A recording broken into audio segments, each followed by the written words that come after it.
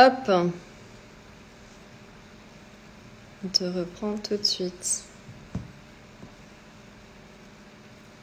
C'est quoi, Cécile? Voilà. C'est Désolée, on reprend. On espère que vous entendez mieux. On a eu un petit souci de connexion. Donc on a dû arrêter le live. Hello, désolée Cécile, c'était notre faute. Donc on vous reprend tout de suite et on était en train d'aborder le sujet passionnant avec Cécile de expliquer à quel moment ça peut arriver et donc on réexpliquait un petit peu le point entre les cycles féminins et notamment le rapport voilà, oestrogène-progestérone. Ah, est-ce que vous nous entendez bien là? Un écho. Pour moi, ça va. Eh ben, on y va alors.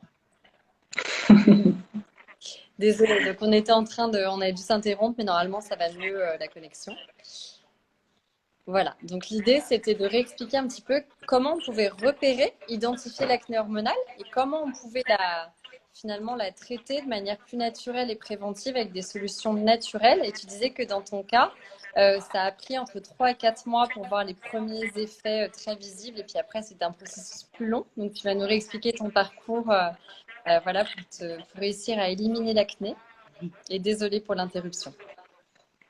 Je reprends du début là, du coup, c'est ça. Non, Euh, tu peux repartir en disant que c'est un déséquilibre du foie et d'expliquer en fait ok, qu'effectivement c'est lié à nos fluctuations hormonales, mais que c'est effectivement, tu peux reprendre là où tu en étais, je pense que c'est très bien. ok, super.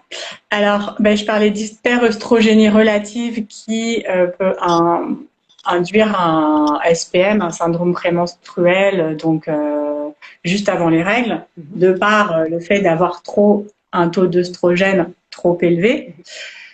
Et donc d'avoir aussi de l'acné. Et ce taux d'œstrogène ne serait pas dû à un surplus de production d'œstrogène dans le corps, mais à une mauvaise élimination due à un foie trop surchargé. Mais par contre, il peut y avoir effectivement des acnés qu'on appelle vraiment, pour moi, je dirais hormonales, dans le cas où on a un taux de progestérone qui est vraiment trop bas. Si le corps produit un taux de progestérone trop bas, le taux d'œstrogène peut être normal, alors que le taux de progestérone étant trop bas, il y aura aussi une hyperœstrogénie qui va créer aussi également un syndrome prémenstruel et de l'acné. Mais il peut y avoir aussi dans l'acné hormonale un taux d'androgène trop élevé. Donc l'androgène va produire de la testostérone, donc un taux de testostérone trop élevé. Et dans le cas de la femme, là, la femme va présenter plutôt des types masculins de virilisme, Alors c'est marrant parce que d'hirsutisme. dans ces cas-là, même quand il y a un excès de testostérone, tu as aussi l'effet de chute de cheveux. C'est-à-dire que normalement, il y a plus de poils et il peut y avoir cette acné hormonale, effectivement, mais il y a aussi les cheveux qui tombent plus. Un peu comme chez l'homme Ouais, quand il y a un excès de testostérone. Donc, il n'y a pas ça. ouais, donc c'est pas de bol, mais bon, c'est possible de s'en sortir aussi. Mais ou alors un autre cas, c'est qu'il y a encore augmentation du taux d'androgène qui n'est pas impliqué, mais la femme peut présenter une hypersensibilité des récepteurs aux androgènes au niveau du follicule sébacé, qui du coup va favoriser l'acné, alors que en fait son taux d'hormones Ouais. sera stable. C'est ça qui est très difficile en fait dans les taux d'hormones, c'est de voir les variations relatives et de voir comment on réagit. Parce que c'est très Ouais, important ce que tu viens de dire, on a tous des sensibilités aux hormones complètement différentes. D'ailleurs, on le voit pendant la grossesse, il y a des femmes très malades, des femmes beaucoup moins malades et on sécrète à peu près tous les mêmes taux au même moment. Donc il y a vraiment des sensibilités très différentes, comme deux personnes qui mangent la même chose et vont pas avoir le même taux de glycémie. Enfin, c'est très complexe, quoi. Et qu'est-ce qu'on ouais. rencontre le plus fréquemment d'ailleurs en acné hormonal? Bah ça, c'est un peu compliqué à répondre parce que pour moi, on va pas chercher forcément la cause hormonale en premier point. D'accord. On va déjà travailler sur le foie. Et le foie va déjà réguler énormément au niveau de l'acné. Ouais. Et à partir de là, on voit que si ça ne suffit pas, là, on va travailler plus sur les hormones après avoir fait un bilan hormonal, mais on peut pas savoir comme ça. Enfin, hirsutisme, oui, on peut le deviner, mais sinon c'est mieux de faire vraiment un test hormonal. Mhm. Parce que tu me disais combien de femmes ça concerne, mais déjà au niveau de l'acné, Mhm. on parle de 16 millions de Français de plus de 15 ans, donc un tiers des Français qui ont des maladies de peau, et il y a plus de femmes que d'hommes qui en ont. Et parmi ces personnes, il y a 80% de ces personnes qui ont deux maladies de peau. Et la plus répandue, c'est l'acné avec 3,3 millions de personnes de plus de 15 ans. Donc c'est énorme. Et ensuite, ensuite, il y a l'eczéma et ensuite le psoriasis. Mais voilà, il y a quand même 3,3 millions de personnes de plus de 15 ans qui ont de l'acné. Ça, c'était une étude de 2017, donc en 2017, donc d'adultes, on va dire, et en majorité des femmes. Donc moi, là, je ne peux pas vous dire Oui, oui, il y a plein de causes avoir des possibles. chiffres plus précis sur l'acné hormonal, sachant qu'on appelle l'acné hormonal, c'est... Mais c'est vrai que nous, ce qu'on a vu plus précisément, par exemple, dans des chiffres, tu vois, à partir de 40 ans, je sais plus, non, c'était 35 ans, tu avais presque 40% des femmes qui souffraient d'une forme d'acné qui était liée aux fluctuations hormonales. Donc, dans cette fameuse période Ouais. de périménopause, je pouvais voir le phénomène renforcé. Alors, est-ce que c'est lié aussi au foie qui est débordé à un moment parce que justement, c'est encore plus dur de réguler dès qu'on est en période de tempête hormonale. Mais tu as un moment de la vie où l'acné peut revenir en flèche. Tu as un peu la zone de l'adolescence et tu peux avoir cette périménopause où il y a des phénomènes assez courants autour de l'acné. Bah pour moi, oui, clairement, c'est vraiment le foie qui est impacté, et surtout que si on ne travaille pas régulièrement sur son foie, si on ne le soutient pas toute sa vie, Mm. chaque année, bah, à un moment, il va forcément nous envoyer des signes.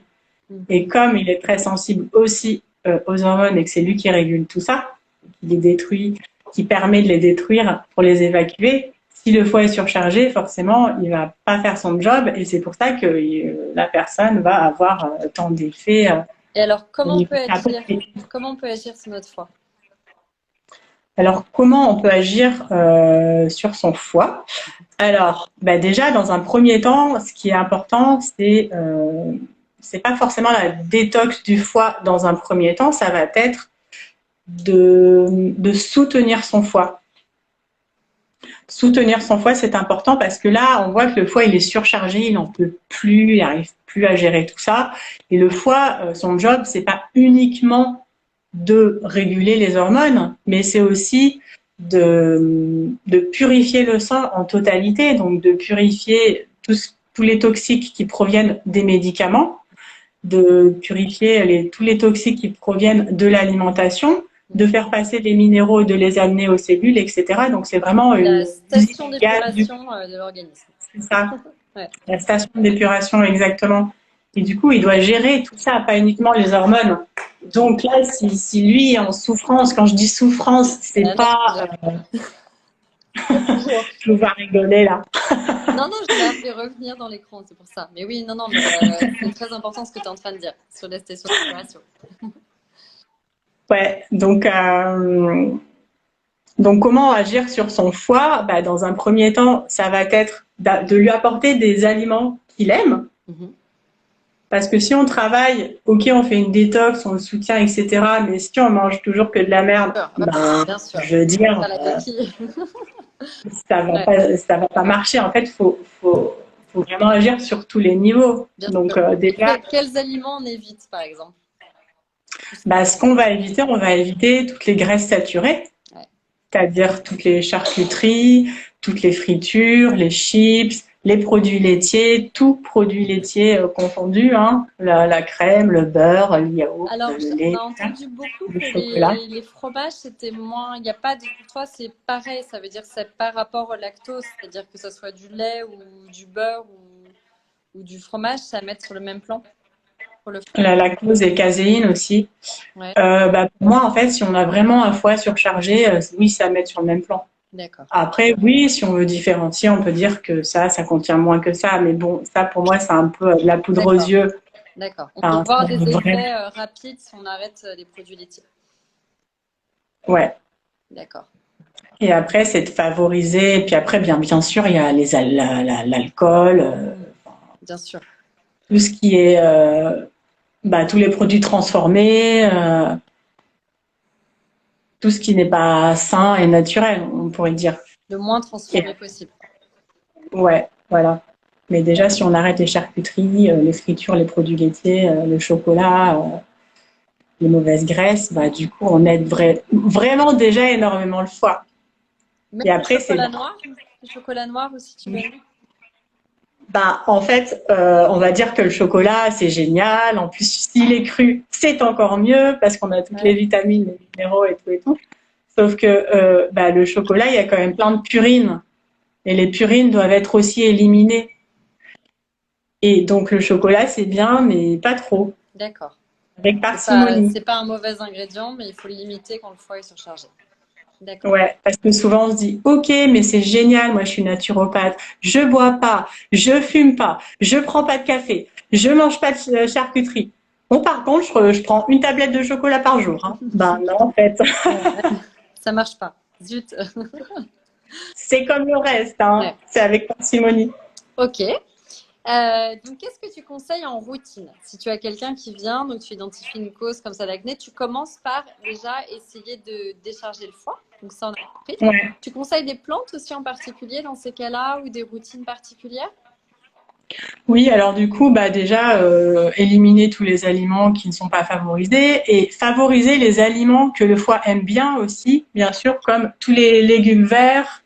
Il adore le foie, les légumes comme l'artichaut ou le radis noir. Ouais. Donc ça, vous pouvez en manger. Mais le radis noir, je le conseille plutôt en aliment que en ampoule ou en complément. Vraiment que en aliment.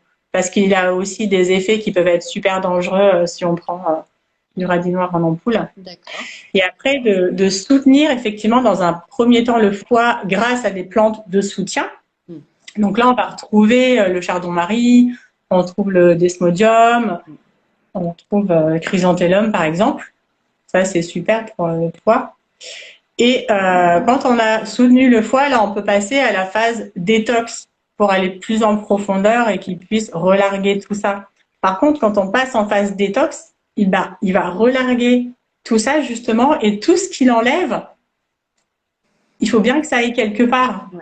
Et pour les personnes qui sont fragilisées au niveau de la peau, ben là, il peut y avoir un effet rebond Tout à d'acné fait. Ça, c'est très parce que fréquent. ça ne ressort plus par là. C'est Et très c'est assez important d'en fréquent. parler parce que c'est même pareil avec des soins pour la peau et tout qui peuvent marcher. Les soins Ouais. qui marchent le mieux, souvent pour l'acné, au début, il y a un effet rebond.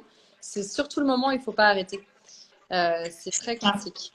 On fait ressortir toutes les toxines et après, ça améliore. Ouais. Ça, c'est hyper Et important. le truc, c'est ouais, et de commencer justement par soutenir le foie. En même temps, ça va faire une légère détox. Donc, ça va permettre aussi au corps de s'habituer et de moins avoir d'effet rebond que si on passait tout de suite à une grosse détox du foie. Ouais. Ouais, très intéressant. Et donc, et donc là, du coup, comme plante en détox, ben, on trouve des plantes qui sont assez connues aussi, comme l'artichaut, le pissenlit, le romarin en tisane aussi, c'est top. Il y a le bol d'eau qu'on connaît un peu moins et l'aubier de tilleul aussi qui est super intéressant. Coquelicot, tout ça, ouais. Ouais. Il y a plein de choses intéressantes. Qu'est-ce que tu conseilles quand tu fais justement, quand on passe à la phase détox? Tu conseilles des programmes qui durent combien de temps quand, par exemple, si tu en soutiens en plantes, donc tu as la partie alimentaire qui est la plus importante, on l'a compris. Ouais. Et si jamais tu vas dire, bon, par exemple, prenez un mix de, il y a la bardane aussi qui est très intéressante pour la peau. Si tu Oui. prenais un mix de plantes, tu fais ça durer combien de temps en général? Bah là, je vais dire que tout est individualisé forcément, Bien sûr. mais pour donner un ordre d'idée, on pourrait dire ben, pendant un mois, on part plutôt sur du soutien. Mhm. On va dire c'est aussi le temps de la boîte. C'est à peu près un mois, donc on fait une boîte de soutien et ensuite une détox avec d'autres plantes.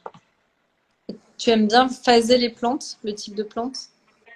Mais ça, c'est vraiment les plantes du foie, mais il y a aussi, comme tu disais, les plantes de la peau. Ouais. Il y a la bardane, la pensée sauvage, qui ça peuvent aussi se rajouter. Mhm. La pensée sauvage étant, elle, une plante super douce. Donc, par exemple, utilisée aussi en première instance, alors que d'autres plantes sont, bah, la bardane, elle est plus costaud. Donc, utiliser Ouais, la bardane, mais pas tout de suite, quoi. c'est remarquable sur la peau. Ouais, ouais, d'accord. Donc, en fait, Ouais. tu fais ça de manière progressive. C'est ça qui est intéressant. D'abord, on soutient le foie et on commence à changer l'alimentation et après on passe dans la phase d'élimination des toxines, de détox plus dure. Et en combien de temps on peut voir des effets? Parce que je pense que les questions que les gens souvent posent, c'est sûr que ça demande toujours plus d'efforts, on va dire, de rentrer dans une démarche comme ça de prévention, d'accompagnement naturopathie naturelle, où en fait on est l'acteur de son bien-être et de sa santé, que dans une démarche où on va mettre quelque chose d'asséchant, de potentiellement toxique, qui va un peu masquer, mais qui ne va pas empêcher le fameux effet rebond. En combien de temps on peut voir une vraie amélioration? En règle générale, hein, on fait des approximations, mais... Alors, on va dire que c'est plus long qu'avec le Roaccutane ou des antibiotiques, parce que ce n'est pas une pilule magique et ça demande au corps de refonctionner correctement. Ça demande au corps de reprendre son pouvoir, que le métabolisme reprenne son pouvoir. Du coup, ça demande plus de temps. Mais il y a aussi quelque chose dont on n'a pas parlé, c'est que, ok, le foie, c'est super, mais dans l'acné, il y a aussi d'autres problèmes. Il y a aussi vraiment l'intestin qui est aussi primordial. Et l'intestin, il est super fragilisé, il peut être irrité, il peut être inflammé de par l'alimentation, une alimentation trop acidifiante par exemple, mais de par le stress. Et en fait, aujourd'hui, qui n'est pas stressé, on va dire, mais tellement de monde sont stressés que moi, les personnes que j'accompagne pour l'acné, on repart vraiment de la base, c'est-à-dire même d'avant le foie, on repart de l'intestin. Parce que pourquoi? Parce que l'intestin, s'il est inflammé, les nutriments vont pas arriver à rentrer correctement par la muqueuse intestinale et donc les nutriments essentiels à la peau ne vont pas arriver jusqu'à la peau qui est vraiment le tout petit capillaire minuscule. Non, les nutriments, ils vont aller là où ils peuvent aller, donc dans les organes nobles, mais pour la peau, non. Donc du coup, il y a aussi cet aspect-là qu'il faut prendre en compte. C'est-à-dire que la peau a besoin de zinc, par exemple, pour cicatriser, elle a besoin d'être nourrie, etc. Ça t'arrive de conseiller des soins topiques aussi, justement? Et après, on reprendra une question. Il y a une question qui est passée. Ah oui, donc justement, de conseiller des soins enrichis en zinc dans certaines plantes pour aller plus vite, en fait, fortifier la peau, finalement. En fait, c'est vraiment de faire tout, d'agir sur tous les plans, sur l'intestin, sur la peau, bien évidemment, sur le foie, puis ensuite sur les hormones. Mais là, si on s'amuse à prendre des compléments alimentaires pour la peau en ayant un intestin complètement inflammé, en fait, on va juste jeter son argent par les fenêtres. Ouais, complètement. Non, mais c'est très important que tu le dises, parce qu'effectivement, de toute façon, le bain d'hormones, on baigne dans un bain d'hormones. Donc, les intestins, le foie, tout ça, c'est lié aux hormones, hein, puisque ça rentre dans la dégradation et l'évacuation des hormones. J'ai une question spécifique très intéressante qui est apparue avec une femme qui dit justement souffrir de regain d'acné depuis être entrée en périménopause. Est-ce que tu rencontres fréquemment ce genre de cas et qu'est-ce que tu conseilles dans ce cas-là justement spécifique où on sait que c'est une phase de la vie où justement on a des fluctuations hormonales un petit peu plus marquées? Est-ce que ça peut être lié à ça? Qu'est-ce que tu conseillerais toi dans ce cas-là? Moi, je conseillerais toujours de jouer sur le foie. D'accord. Parce que c'est la base. Oui. Mais finalement, la base, c'est toujours un peu la même base. Hein. C'est vraiment l'intestin. Ça va être le foie. Ça va être également le stress. Parce que c'est aussi le stress qui joue énormément sur l'inflammation de l'intestin, qui va acidifier le corps. Et donc, la sécheresse de la peau, et donc jouer là-dessus. Et en même temps, le stress, ça joue aussi énormément sur les hormones. Oui, tout à fait. Donc, il y a vraiment tout ça à prendre en compte. Et pour moi, c'est vraiment la base de tout accompagnement, quel que soit le type d'acné et quel que soit l'âge de la personne. Sachant que, bien sûr, tout est individualisé, il n'y a pas une solution unique. Mais ouais, pour moi, c'est ça. En naturo, tu suis une personne sur combien de temps? C'est des questions qui reviennent souvent. C'est la personne vient te voir. J'imagine il y a cette phase de diagnostic, de questionnaire où tu vois un petit peu ses habitudes de vie, son alimentation. Après, explique-nous un tout petit peu comment ça se passe pour des gens justement pour une acné, on va dire, modérée à plus sévère.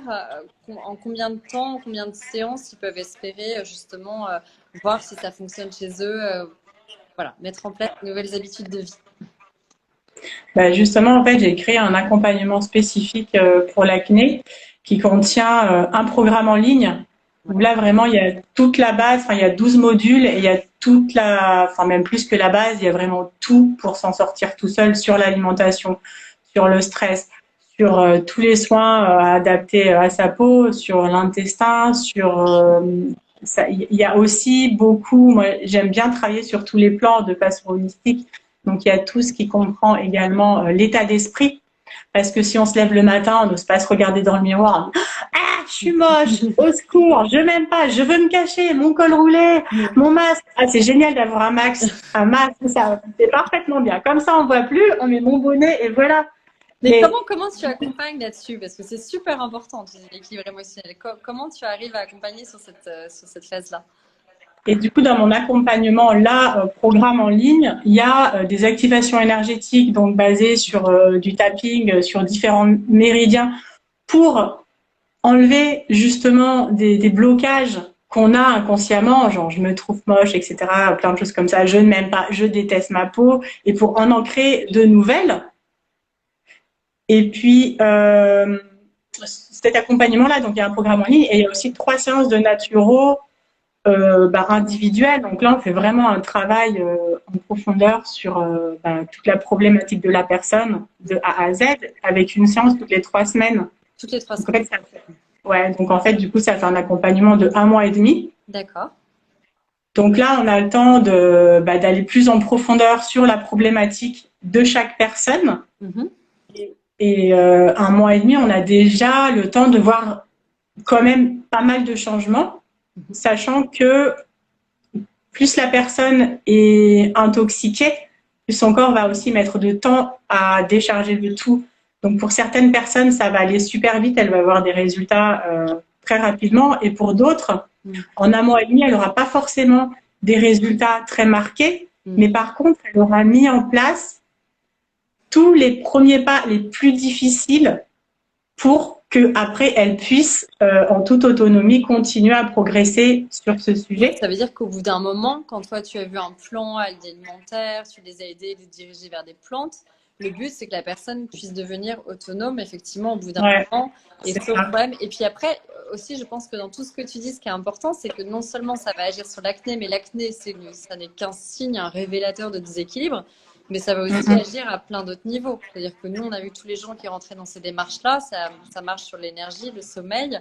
Tu parlais du mental, je pense que c'est très important. Il y a beaucoup de liens entre la peau. Il y a d'ailleurs plein de maladies de peau qu'on n'arrive aujourd'hui pas vraiment à expliquer, comme le psoriasis, dont je parlais tout à l'heure, qui sont extrêmement liées au mental.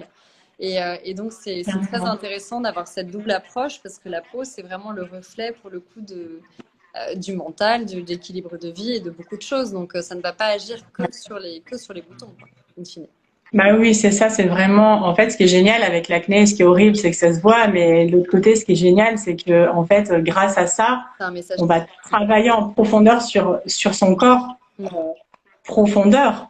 Et du coup, on va sentir mieux sur tous les plans, et puis ça va peut-être empêcher d'autres maladies qui ne se verraient pas d'arriver. C'est très ce que tu dis. Quand tu parles du foie, il y a beaucoup de maladies silencieuses autour du foie.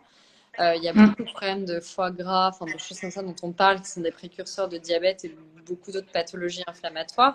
Je pense que c'est extrêmement important de se dire que quand on a des signaux et qu'on teste tout simplement de soulager et qu'on commence à mieux sentir son corps, on découvre beaucoup d'autres choses, de regain d'énergie, de meilleur sommeil, de beaucoup de choses qui vont à côté. Donc, ce ne sont pas des signaux à prendre à la légère. Et effectivement, c'est tout la beauté de ces approches préventives et naturopathie, c'est d'accompagner à mieux comprendre son corps. Au lieu de masquer et de mettre un peu en silence certains symptômes, quoi. Donc, c'est ça. Vu que ça se voit, on a envie de travailler dessus et que ça ne se voit plus. Exactement. Donc, est-ce que tu as une chose à rajouter ou un petit mot de la fin, des ingrédients préférés, des choses que tu voudrais dire à toutes ces femmes qui peuvent souffrir d'acné, qui nous suivent et où le thème les intéresse particulièrement? Peut-être redire ton succès à toi. Mon succès, c'est que oui, pendant 20 ans, j'ai eu de l'acné, donc ça m'a bousillé une partie de ma vie, on peut dire. Mais oui, parce que j'ai pris le Roaccutane pendant 1 an, j'ai pris la pilule, plein d'antibiotiques, j'ai fait des allergies, plein de trucs. Super chouette. Et aujourd'hui, stabilise beaucoup les intestins, d'ailleurs. On parlait des intestins tout à l'heure. Donc après, il y a tout un boulot de récupération. Et c'est pour ça que souvent, les femmes que j'accompagne, on reprend vraiment l'intestin parce qu'après avoir pris des antibiotiques, clairement, il faut faire quelque chose pour réparer Ouais. la muqueuse intestinale.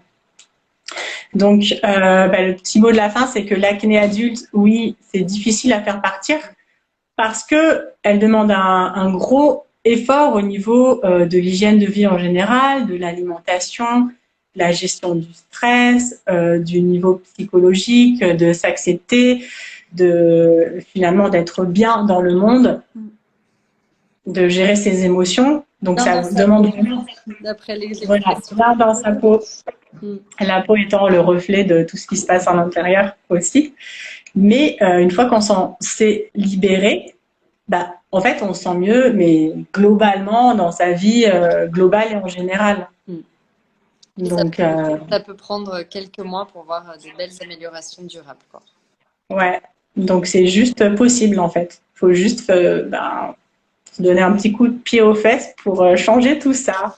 Bon, super. Ben, on vous invite à redécouvrir sur le site de Cécile, voilà, le programme spécial anti-acné hormonal parce qu'on pense que tu t'y es attaqué de manière passionnée et passionnante. Donc voilà, on vous invite à découvrir tout ça et merci encore d'avoir pris le temps et n'hésitez pas à poser vos questions si vous avez des questions plus spécifiques, vous pouvez poser voilà après le replay.